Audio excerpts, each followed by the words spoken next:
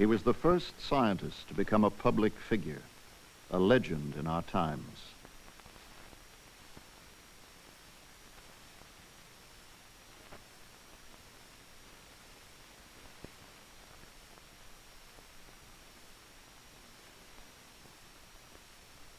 The realities of 20th century science, its power, are linked with Einstein's image.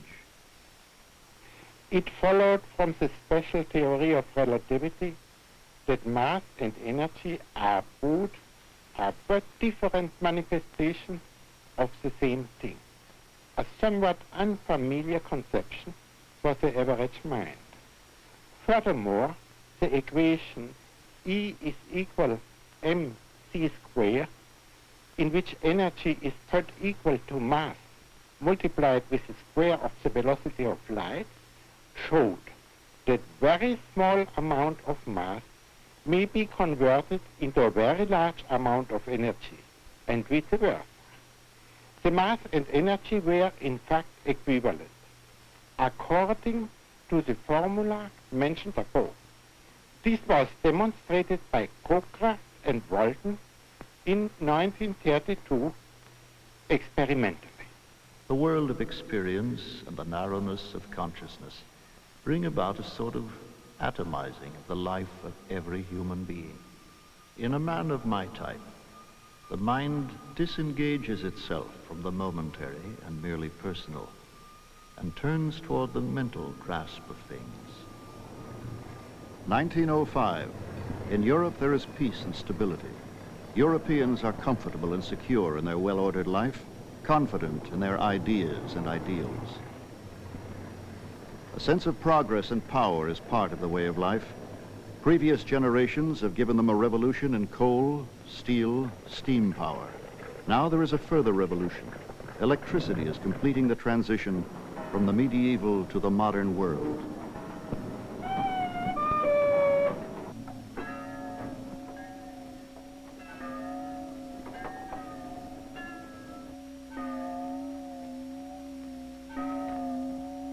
In the Swiss town of Bern, Einstein wrote that year the 3 papers which revolutionized thinking in the 20th century.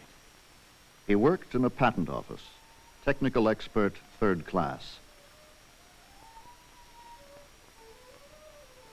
His job was to analyze the gadgetry of the modern era, telegraphs, telephones, precision instruments. At night, he continued his studies of physics.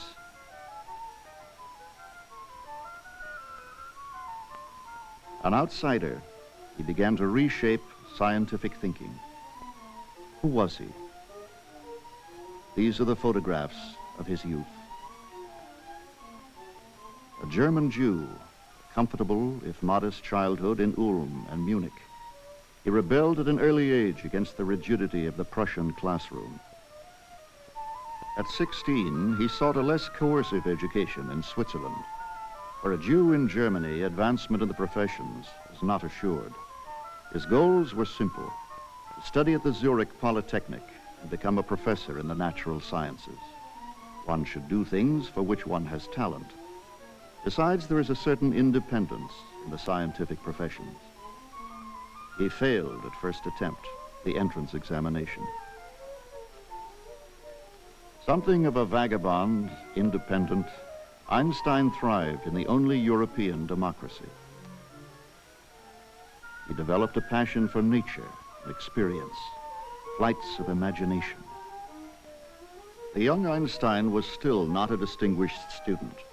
Rather, he preferred experiment on his own, talk in cafes, and the books of the new physics, especially Ernst Mach, who urged intellectual skepticism. There were few opportunities for him when he graduated. He took Swiss citizenship, but successfully appealed military service. He fell in love with Mileva Maric, another foreign student. They were married. Friends secured him positions teaching and in the patent office. In 1905, Einstein, at 26, had a family and had been a patent clerk for 3 years. He shared his thoughts with his friends, among them Michel Besso from the Zurich days, and a stylish bohemian society of 3 young intellectuals he gathered around him, the Olympian Academy, as they called it. The current state of physics was a favorite topic. In 1905, he wrote to one of his friends, "I'm sending you some revolutionary ideas." At the turn of the century, there were two alternative ways of viewing physics: through Newtonian mechanics or Maxwell's equations. 300 years before, Newton had described physical occurrences as instantaneous action between bodies at a distance. This worked well with the motion of planets around the sun, as well as with motion on Earth, like the path of cannonballs. But there were other kinds of physical occurrences which Newtonian mechanics could not explain well: magnetism, electricity, and optics. Maxwell described these electromagnetic phenomena as moving like ripples on a pond, only faster at the speed of light. Interaction takes time. This scheme was embodied in Maxwell's equations. By 1900, there were two competing research efforts to reduce the world to one or the other system. Maxwell's view was particularly successful. People thought that was the right direction. But Einstein had seen crises where others were confident. Historian of science, Arthur I. Miller. Einstein viewed physics differently, in particular because of a thought experiment which he had conceived of in 1895. It concerned an observer on a cart moving along and who was capable of doing any sort of experiment, for example, measuring the velocity of light. The Maxwell theory predicted that the result for the velocity of light that the observer obtains should depend upon how fast the cart is moving. However, this was contradicted by certain experimental evidence. Einstein's intuition asserted that the result which the observer obtained should not at all depend upon how fast the cart is moving. Many physicists at the time proposed reasons for the lack of any effect of the cart on the measured velocity of light, which they tacked on to the Maxwell theory. Einstein, on the other hand, moved in a different direction. He cut through this situation by raising to a law of physics that the velocity of light is always the same and is independent of the motion of the source. This view is based on Einstein's other intuitive law, namely that the observer on a moving cart, where the cart is moving in a straight line at a constant velocity, this observer cannot do any experiment at all which will reveal the cart's motion. And this is what is known as the principle of special relativity. As a consequence of these two laws, time is no longer an absolute quantity, but rather it depends on the motion of the cart. This was a stunning result and ran against everyone's grain, including Einstein's. To convince himself of its veracity, he had to turn to the critical reasoning in various philosophical works of the time, which convinced him that the notion of absolute time was anchored in the unconscious. That is to say, the very high velocity of light, compared with all other velocities that we encounter in our daily life, has tricked us into concluding that time is an absolute quantity. Einstein's reasoning is something which transcended science as it is normally conceived. That is, it went from an analysis of science per se, to analysis of sensations, to an analysis of thinking itself. Einstein soon realized his paper contained a thought which transcended relativity itself, the equivalence of mass and energy, the well-known E equals mc squared. Overall, Einstein's approach had been to accept principles justified by experience from Maxwell's and Newton's systems, but reject the idea that all of physics could be described by only one of them. With the speed of light established as a constant, Newton's mechanics was ruled out as the supreme system. Maxwell's systems were adequately reinterpreted, but this revision only lasted a few years. The German physicist Max Planck had discovered that some types of light radiation did not correspond to Maxwell's wave scheme, and Einstein himself demonstrated that it was useful to think of light not as waves, but as discrete particles, quanta. He remained a patent clerk for 4 more years. Then finally came recognition and employment as an academic. In 1911, he was invited to a major conference for his work on light quanta. The Solvay Conference was an expression of the era of international science. Madame Curie, radioactivity. Poincaré, who nearly expressed relativity. Lorentz, the electron. Rutherford, the atom. But it was the young who were creating the theoretical framework, especially Einstein and the Dane Niels Bohr, who was formulating a new model of the atom. Einstein now had obtained some security, a chair in physics at the German University in Prague. The university is near the old Jewish cemetery. Here, the images of Jewry were strong. It was a reminder of the role of the Jew in European civilization. Civil servants were required to have a religion. Einstein wrote on the state questionnaire, "Mosaic." Prague was a time of crisis for him. Marriage with Mileva was failing. The author Kafka described this declining world: militarism, authoritarian bureaucracy, a monarchy unable to rule 18 different nationalities. Anti-Semitism flourished. A friend introduced Einstein to the intellectuals around Kafka, critical of the morality of European civilization, concerned for the fate of Jewry. There is unfortunately no account of the meeting of Kafka and Einstein. In Prague, Einstein's political sense began to develop. His political philosophy came from the same source as his science. As a youth, he understood that the validity of a human or natural system is dependent on the logic of the rules governing the system. At 12, in a moment of intuition, the principles of Euclidean geometry were self-evident to him. But principles, both moral and scientific, had correctness only insofar as they were justified in everyday experience. These ideas were soon to be tested in the center of civilization.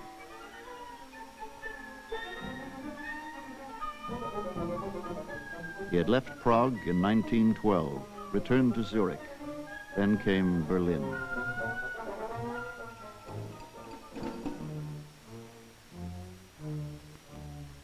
The proudest tower in Europe was Berlin. Its monuments were testaments to its victories. Its streets the triumphs of 19th century civilization. No other nation had so well ordered its social energies and ideas.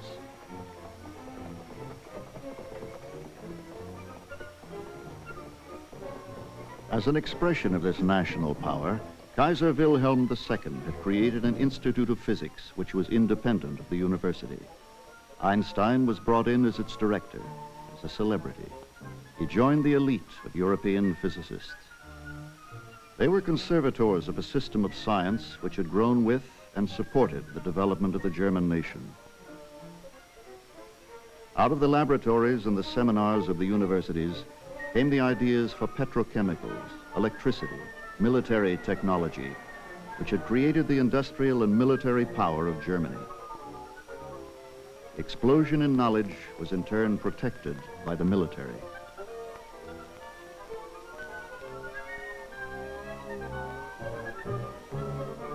This was Kultur, the proportion of ideas and power. 5 months after Einstein came to Berlin, the war happened. 93 German intellectuals immediately delivered a manifesto to the world. They urged faith in German militarism as the protector of civilization, and of the German nation that holds the legacy of Goethe, Beethoven, and Kant, no less than hearth and home. Another manifesto followed, signed by 4 academics. Einstein shared in the writing of this document.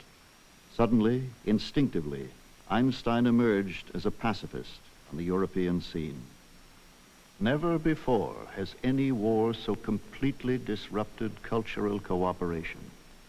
Technology and communications suggest the need for international relations, which will move steadily toward a universal civilization. The scientist Georg Nicolai, who organized the manifesto, was not a Swiss citizen like Einstein. He went to jail. During the war, Einstein remained in touch with European intellectuals, among them Romain Rolland, on the subject of peace. German scientists, to Einstein's dismay, put their knowledge to work. It was the same everywhere in Europe. His friend Fritz Haber developed nitrates for gunpowder. Walter Nernst helped develop mustard gas. Trappings of war became everyday surroundings. More heroes, more soldiers on the street. Einstein faded into the German home front. There was a second marriage. Through relatives, he had met his cousin Elsa, a good-natured woman. She looked out for him. He settled into the routine of a Berlin teacher, pursued his science. The war ended in 1918 with an outburst of revolution. The world around Einstein changed abruptly. A democratic republic was proclaimed by the socialists, the Weimar Republic. Einstein took on a new role, not unanticipated, representing the university during the revolutionary days. And when the victors blockaded Germany, he sought to plead with them on behalf of the famished population. But the Germans were the outcasts of Europe. At Versailles, the leaders of the Republic acknowledged war guilt, but were forced to accept a treaty with reparations. As this post-war political order was created, Einstein's new concept of the universe was being tested. During the war, he had completed major works. Some of his work in atomic physics ultimately resulted in laser technology. The primary achievement was the completion of the laws of general relativity. They would become the foundations for understanding a universe later to reveal itself. Black holes, gravity waves, and expanding boundaries. Even though special relativity removed the absolutism of space and time, it referred only to reference systems moving in a straight line with a constant velocity.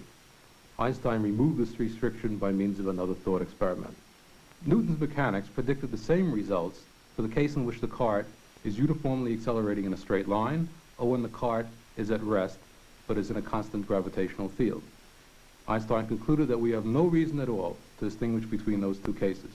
For example, if you're in an elevator accelerating upwards, your briefcase feels heavier.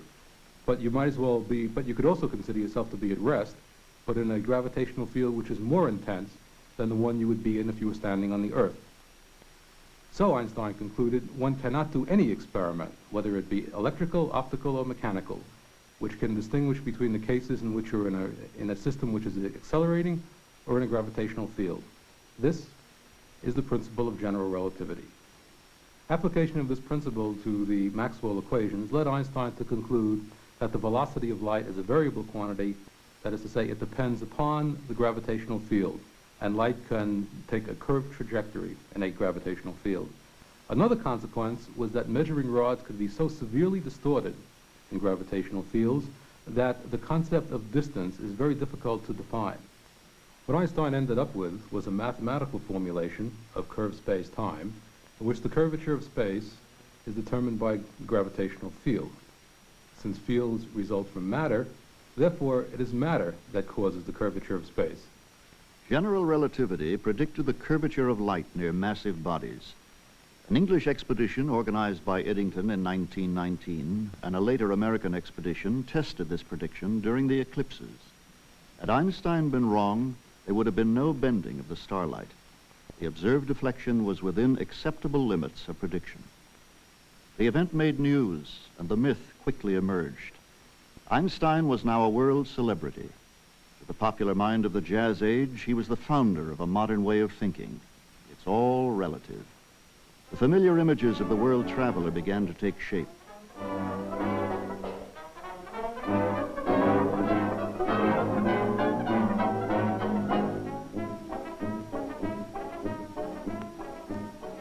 His lecture tours abroad are fetes and ballyhoo, none more so than his first trip to America.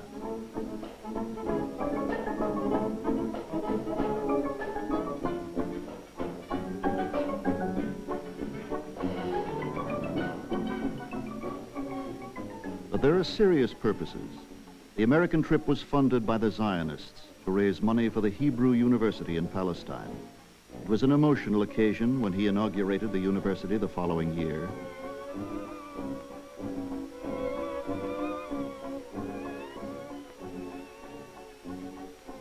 He speaks of educational opportunities for all Jews and of cooperation between peoples.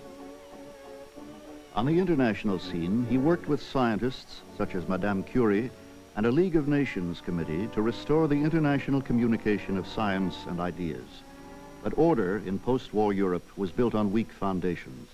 The League committee was hindered by French and German antagonism. In Germany, there were threats to the socialist Weimar Republic.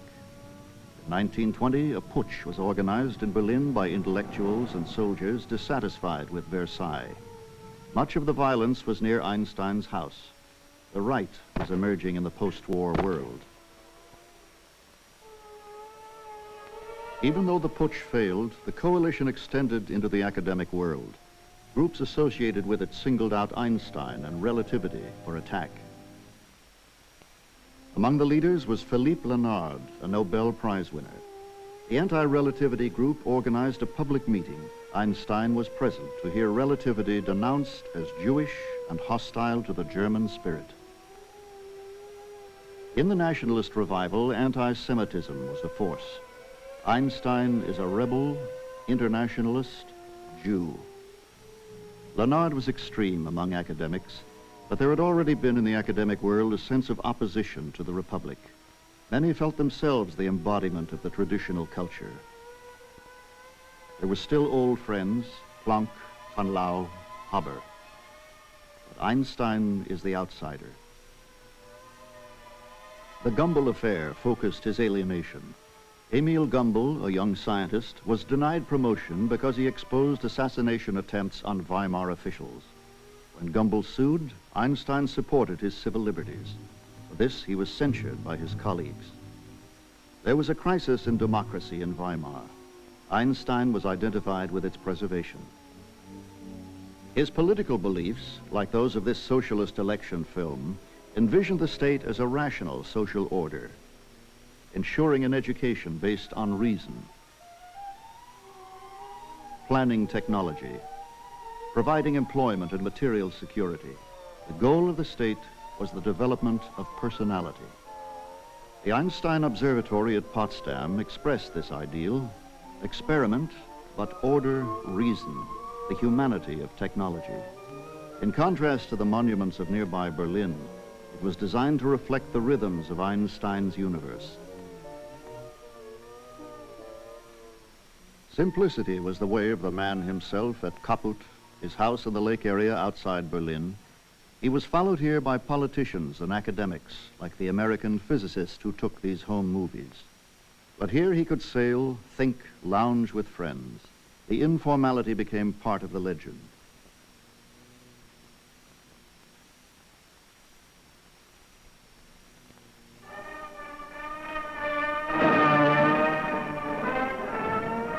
By 1929, Einstein was acknowledged as the high priest of science. He had a Nobel Prize for physics. He was the embodiment of European civilization.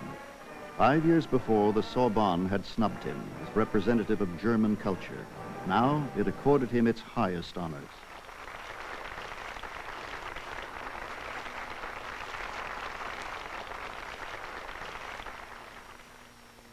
At 50, Einstein was at the peak of the scientific community. His work was the starting point for a golden age of physics. There was a new generation of scientists. To these young lions, physics had its limits. Heisenberg expressed the sense of things. One could not find the location of any one subatomic particle because any measurement, necessarily with light, affected the result. Einstein's old friend Niels Bohr gathered the youth around him. "We cannot know reality for certain," he said, "only that it behaves as both particles and waves." This ran against Einstein's instinct for order. The exchanges between them were intimate and intense. Einstein argued that God would not play dice with the universe. There must be order. Bohr, that uncertainty was itself a principle of the universe. Einstein presented thought experiments in which the position of atomic particles could be determined. Bohr countered that these conflicted with the evidence of Einstein's own general relativity. Einstein could not shake the belief of international science in uncertainty. In another world, in Berlin, Einstein was often in a cosmopolitan society of writers, artists, academics.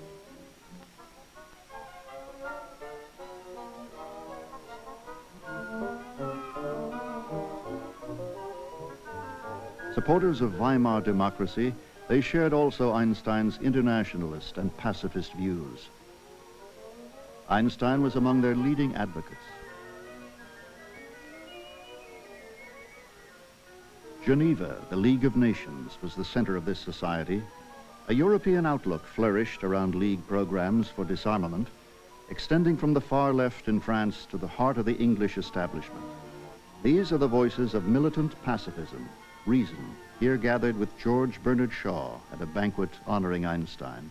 Napoleon and other great men of his type, they were makers of empire. But there is an order of men who get beyond that. They are not makers of empires, but they are makers of universes. Their hands are unstained by the blood of any human being on earth. Ptolemy made a universe which lasted 1,400 years. Newton also made a universe which has lasted 300 years. Einstein has made a universe, and I can't tell you how long that will last. In Germany, the Weimar government was disintegrating. The Depression was beginning, and the issues of democracy were being taken to the street. Those who spoke of reason and brotherhood were few in number. Einstein at a 1930 radio exposition. Wenn ihr den Rundfunk höret, so denkt auch daran, the real source of all technical progress is divine inquisitiveness.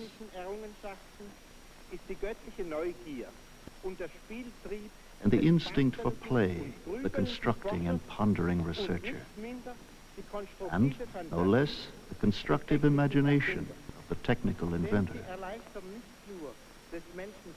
The technicians not only ease the daily work of humans, but also make available the works of the finest thinkers and artists to the general public, whose enjoyment only a short time ago was a privilege of the great,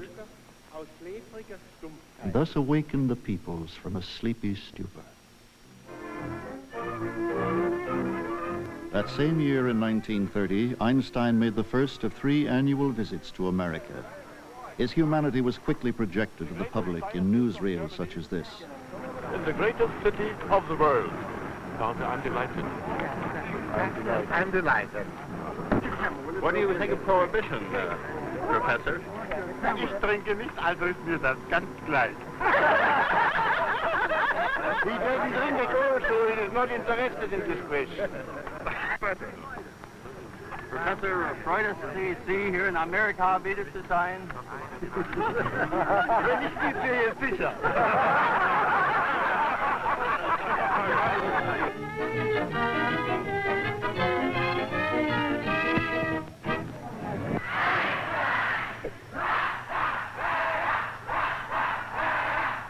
His welcome was the kind given to the heroes of the age. He looked like Chaplin, and he had brains. What did you think of the reception? Of the post, the children? Ja, das war reizend. Nice? Yes, das war Like wirklich it? reizend. They sung, they sung beautifully, didn't they? Yes, that was really nice.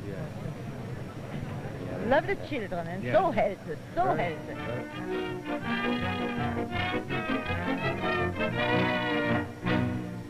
Durch den überaus herzlichen Empfang, den Sie mir hier bereitet haben. He was brought to the California Institute of Technology by the Chancellor, Robert Millikan, to work with Europeans and Americans on new theories of the expanding universe. The Mount Wilson Observatory was the center of their work. When he arrived, American physics was at a turning point. American science had an inclination toward big equipment and experiment. Since 1900, agencies had been plowing millions into a dozen elite institutions. Now, out of this funding of best science, as it was called, Americans were emerging in the vanguard of world physics. The Nobel laureate Millikan himself, who had measured the charge of the electron. Harold Urey of Chicago, who discovered deuterium. The laureate Compton, who experimentally confirmed Einstein's light quanta. Lawrence of Berkeley, who was building the first of his big cyclotrons and represented the destiny of American science. For the first time, Americans could meet Europeans on their own ground. That Einstein, the leading physicist of Europe, undertook these visits was a recognition of this equality.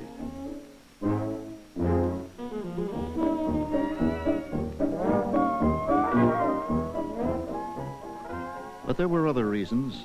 On the university scene, Einstein, adroit and charming, was a useful symbol for the promise of American physics.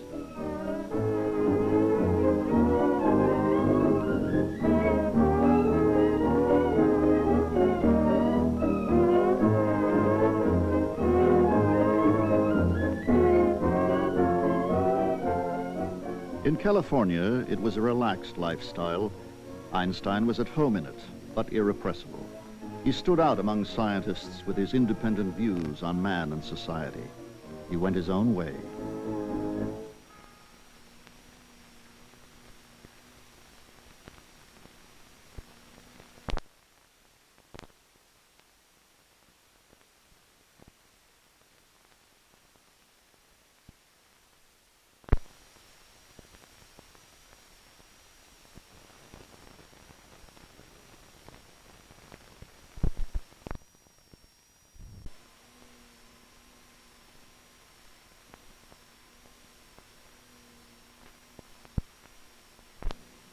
Just arrived in 1930, he called for full disarmament and suggested that if 2% of the military refused to serve, disarmament would follow.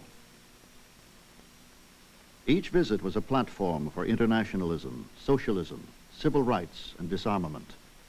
The public tolerated it all. A legend was growing around him. There was the story, he asked Chaplin, "What does all this adulation mean?" Chaplin replied, "Nothing."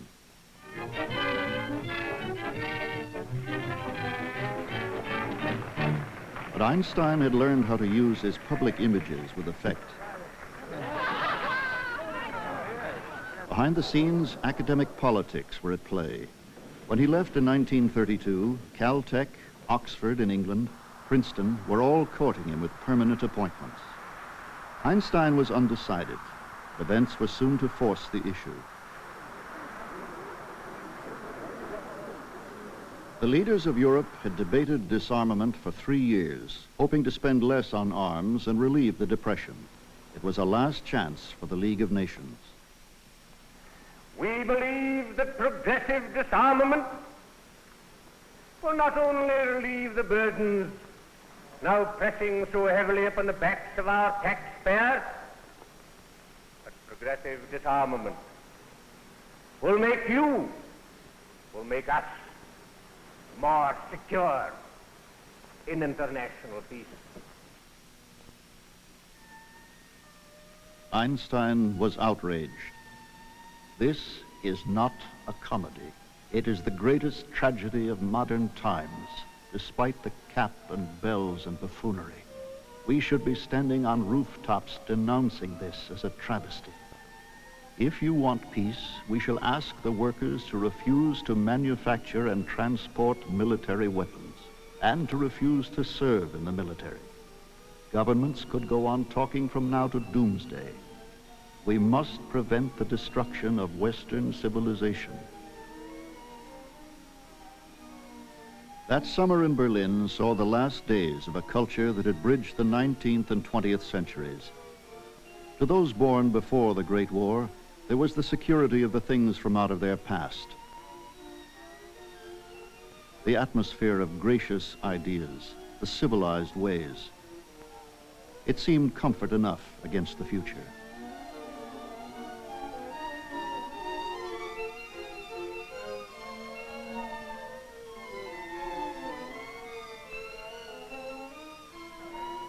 The Nazis were now the political force of Germany, controlling the streets and polls. That summer, Einstein finally agreed to spend part of each year at a new institute for research at Princeton. When he left for his visit that year, he knew that he was leaving his home forever. He called himself a bird of passage. Across the Atlantic, the Nazis came to power. Einstein's house in Kaput searched, confiscated. His colleagues in the Prussian Academy forced his resignation. The events demonstrated to Einstein the failure of international order. Now there was a conflict in his mind. Could a pacifist commit himself to a military struggle against fascism? At a 54th birthday dinner in New York, he had spoken English for the first time in public. Dear friends, I was so covered with flowers that it's very difficult for me to bring to you my humble words. But I do it in German. Die Bedeutung der Jerusalemer Universität für das jüdische Volk. Jerusalem University has particular meaning now. Jews in Europe are being extensively denied access to education and the professions.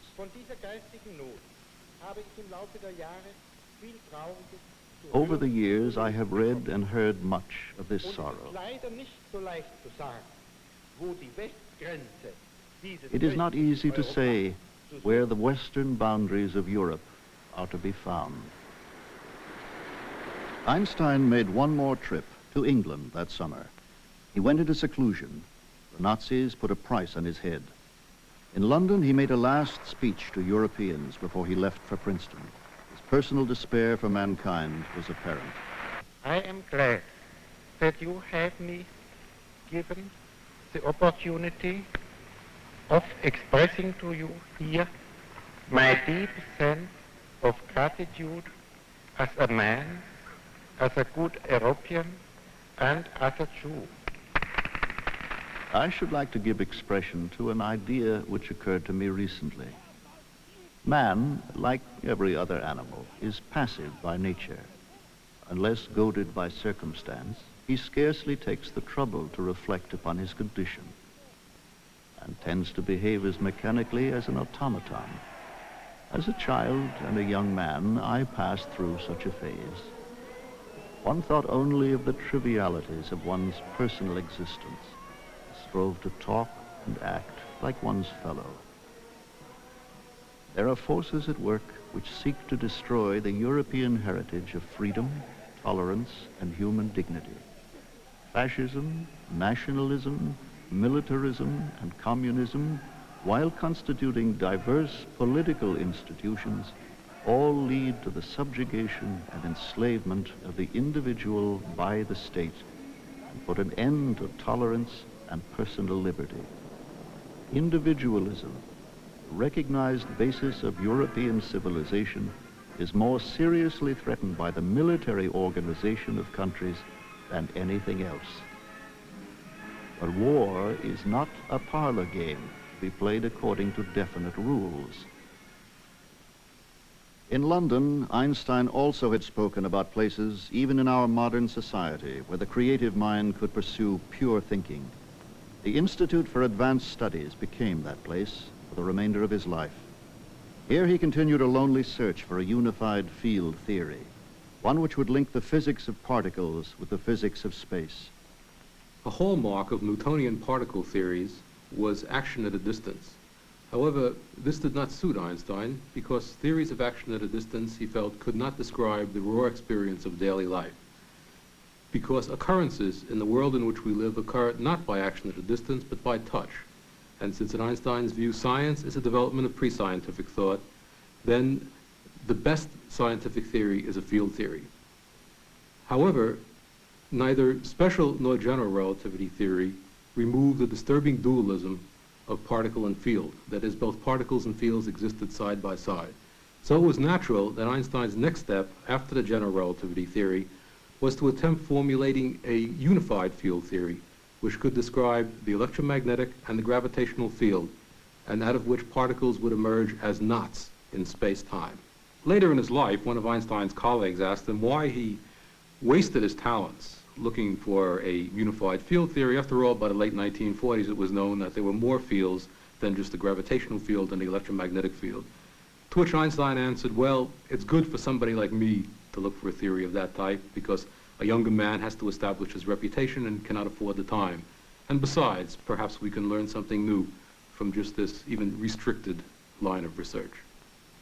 But he was still tied to the political realities of American science.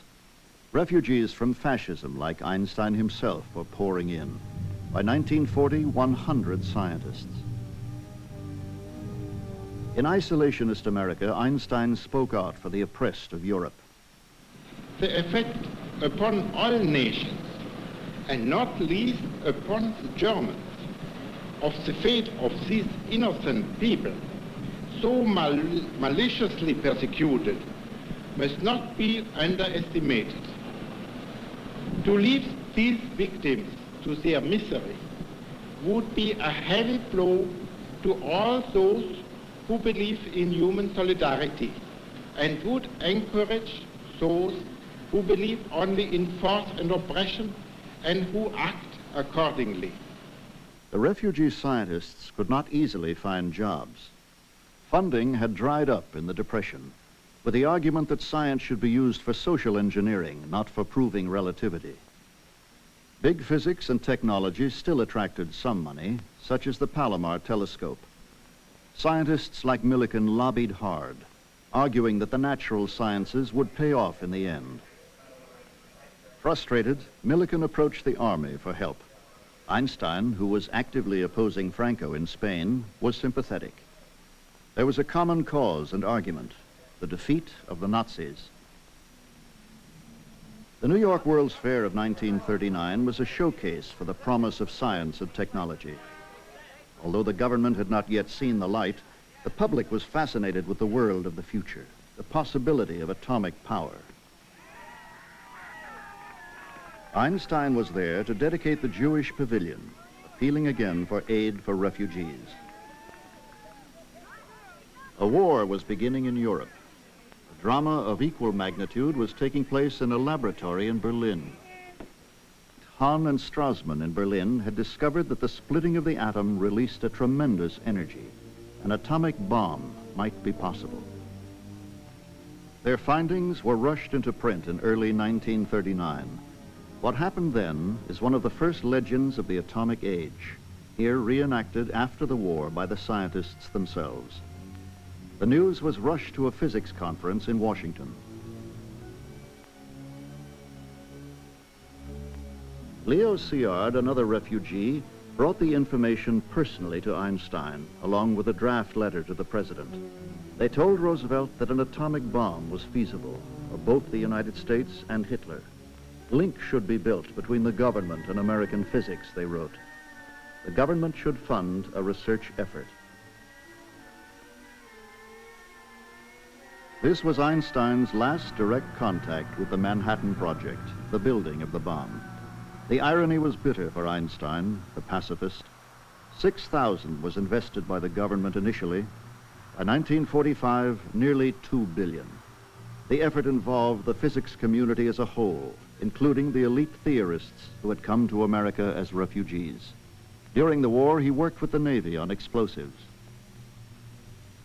He was approached about a problem relevant to the bomb, but when he sought more information, the files indicate that his history prevented him being given every confidence, a security risk. A new and powerful relationship between science and government was emerging. The development of science and creative activities requires freedom, independence of thought from the restrictions of authoritarian and social prejudices. Theoretically, there is no authority whose decisions and statements can claim to be the truth. Is that time forever past when, aroused by his inner freedom and the independence of his thinking and his work, the scientist had the opportunity of enlightening and enriching the lives of his fellow human beings? Has he not forgotten about his responsibility and dignity as a scientist? As the possibility of the bomb became a reality in early 1945, scientists at Los Alamos and Oak Ridge began to express doubts about its uses. In June, the Frank report warned that if the bomb were used on Japan, international control afterwards would be impossible. An arms race inevitably would follow. But the bomb was dropped. National interests prevailed. The atomic bomb is too dangerous to be loose in a lawless world. That is why Great Britain, Canada, and the United States, who have the secret of its production, do not intend to reveal the secret until means have been found to control the bomb so as to protect ourselves and the rest of the world from the danger of total destruction. I shall ask Congress to cooperate to the end that its production and use be controlled, and that its power be made an overwhelming influence toward world peace. Many scientists saw world peace as springing from a free exchange of information, the old ideal of international science. They began a program of public education and political lobbying. The proposed atomic legislation would have put nuclear development in the hands of the military under rigid security. The War Department will always have a vital interest in the use of atomic energy for military purposes. Despite the efforts of the military, represented by General Groves, head of the Manhattan Project, the scientists helped defeat the bill. A compromise, the McMahon bill, created a civilian atomic energy commission composed of government, the scientists, and the military. A new group was formed, the Emergency Committee of Atomic Scientists, with Einstein as chairman. Once again, they appealed for direct international control of atomic power and launched a program of public education. Einstein was more militant than others. In the winter of 1945, he had outlined what was to be his position over the coming years: world government and supranational authority over the military. He argued for freedom of scientific research, and in the Atlantic Monthly article, remained skeptical of the potential of atomic energy. To give any estimate of when atomic energy can be applied to constructive purposes is impossible. What now is known is only how to use a fairly large quantity of uranium. The use of quantities sufficiently small to operate, say, in a car or an airplane is as yet impossible. So, though the release of atomic energy can be, and no doubt will be, a great boon to mankind, that may not be for some time.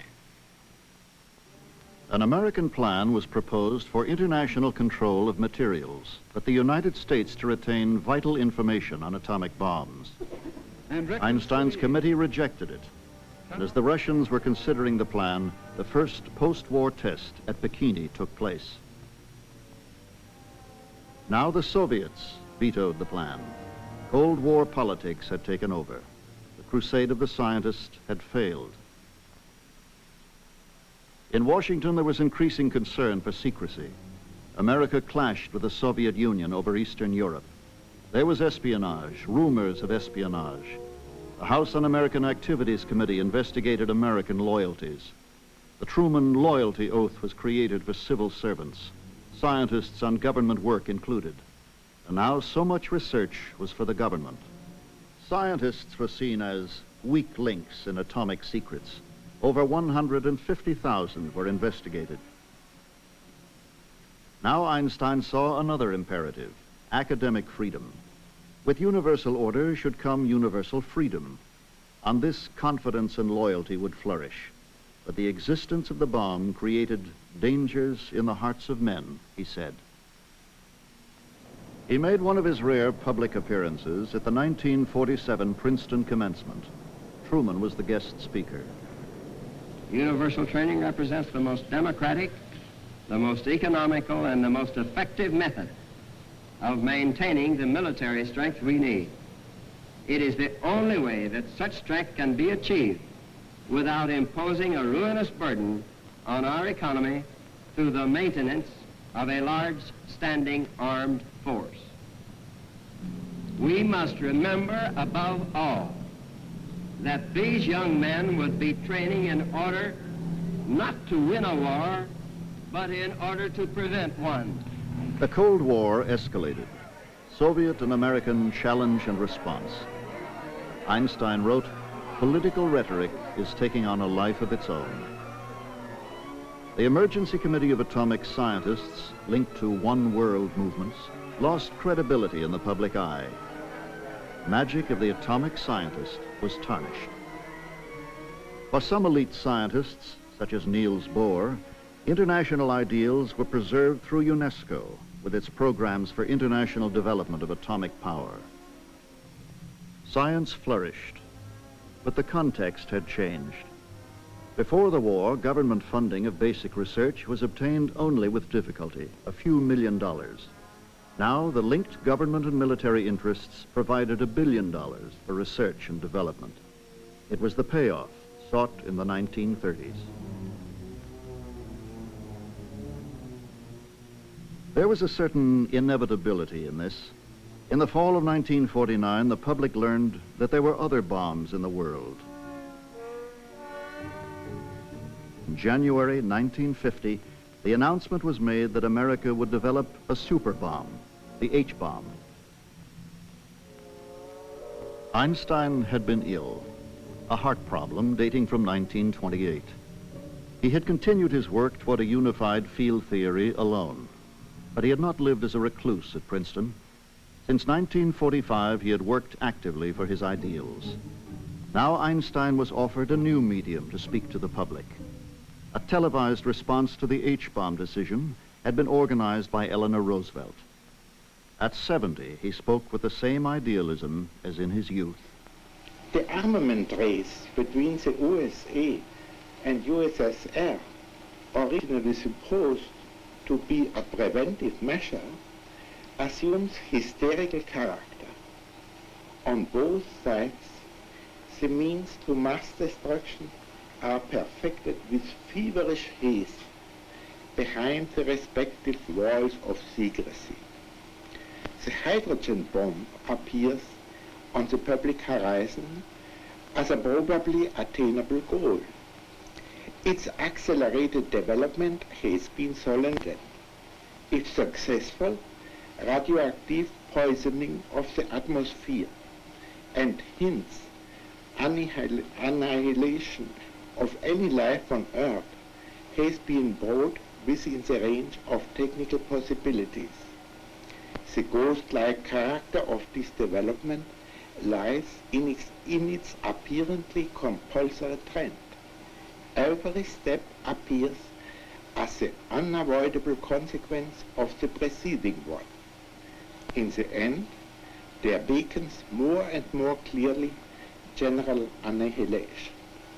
Is there any way out of this impasse created by man himself?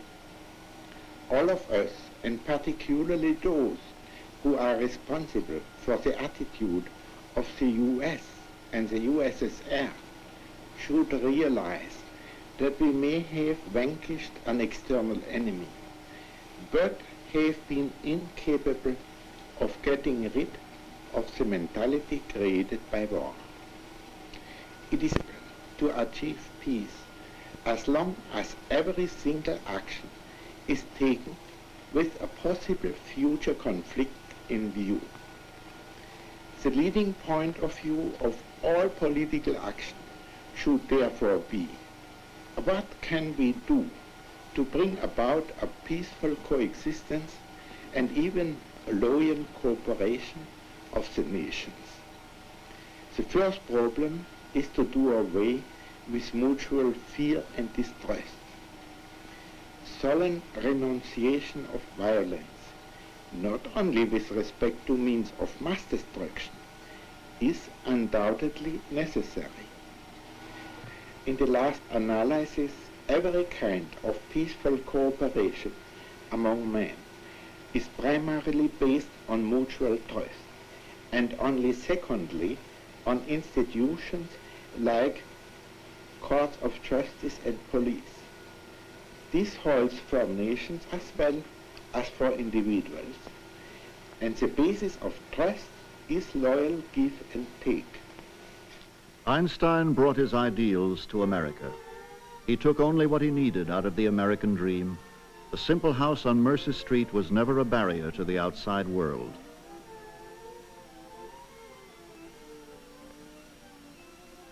Over the years, the public somehow accepted two Einsteins. One was the advocate of unpopular causes. The other, here offered the presidency of Israel, the most famous living scientist. In 1954, an amateur astronomer, Zvi Gazari, visited Einstein. His 9-year-old son made these home movies. Einstein told him this story.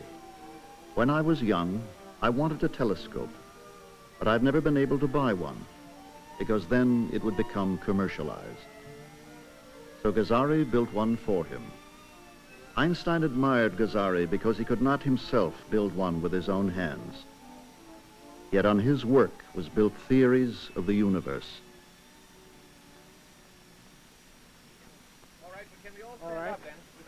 One of his last public appearances was to dedicate the Albert Einstein Medical College in New York. I am grateful that Yeshiva University has honored me by using my name in connection with the new College of Medicine. There is a shortage of physicians in this country, and there are many young people able and eager to study medicine who, under present circumstances, are deprived of the opportunity to do so. Shortly before, his old friend from the Bern days, Besso, had died. Einstein wrote, "This death signifies nothing. For us believing physicists, the distinction between past, present, and future is only an illusion, even if a stubborn one." Einstein, would you look this way, please? That's it. And over here, Doctor, if you please. Thank you.